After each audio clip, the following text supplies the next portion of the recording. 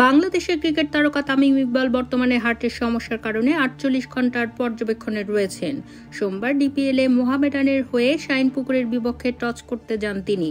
তবে খেলা শুরুর আগেই বুকে ব্যথা অনুভব করলে তাকে হাসপাতালে নেওয়া হয়।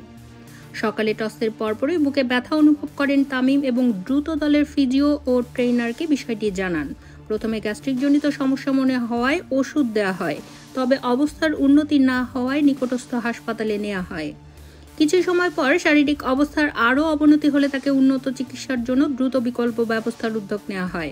মোহামেডান ম্যানেজারের নির্দেশে হেলিকপ্টারের ব্যবস্থা করা হলেও শেষ পর্যন্ত নিকটস্থ কেপিজে হাসপাতালে ভর্তি করানো হয়।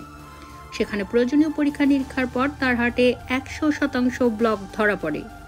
অবস্থা সংকটাপন্ন হওয়ায় 22 মিনিট ধরে সিপিআর দেওয়া হয় এবং 3 বার ডিসি শক প্রয়োগ করা হয়।